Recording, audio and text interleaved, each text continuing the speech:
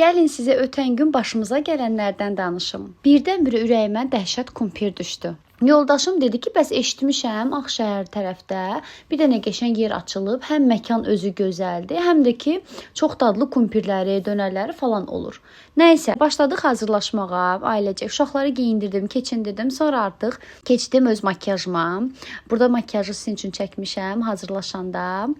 Sonra nəysə geyindik, keçindik, başımıza gələcəklərdən xəbərsiz hazırlaşıb yola çıxdıq.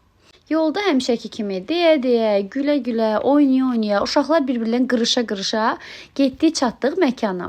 Məkanın abu-havası, atmosferi o qədər gözəl idi ki, insanın ruhu dincəlirdi. Birinci terasda oturmaq istədik, çıxdıq yuxarı, baxdıq, çox gözəl mənzərəsi var idi. Sadəcə hava çox küləkli olduğu üçün düşündük ki, oranı çox külək tutacaq. Ona görə orada əyləşə bilmədik. Oturmuşduq məkanda, sifarişlərimizi verib gözləyirdik. Birdən-birə leysan yağış başladı. Biz artıq sifarişləri verdiyimiz üçün gözlədik və sifarişləri elə paket şəklində gətirdilər maşına. Biz də eləmə tənbəllik maşını sürdük dəniz kənarına, qəşəng-qəşəng oturduq, nuş elədik. İnanın mənə kartoşka frisinin dadı o qədər ləzzətli idi ki, demək olar ki, mən həyatımda ilk dəfədir belə ləzzətli kartoşka fri yeyirdim. Mən də çox bəyəndim. Yoldaşım da, uşaqlar da. Yəni sosu tamam fərqli eləmişdilər. Nə vurmuşdularsa bilmirəm.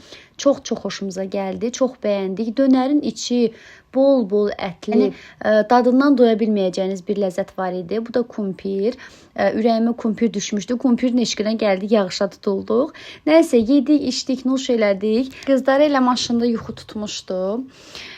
Yol boyu baxdım ki, yatıblar arxada. Sakitçilik hökm sürürdü. Biz də biraz özümüzə musiqi dinləyə-dinləyə zaman ayırdıq və bu qədər. Növbəti vloqlarda görüşənədək hələlik.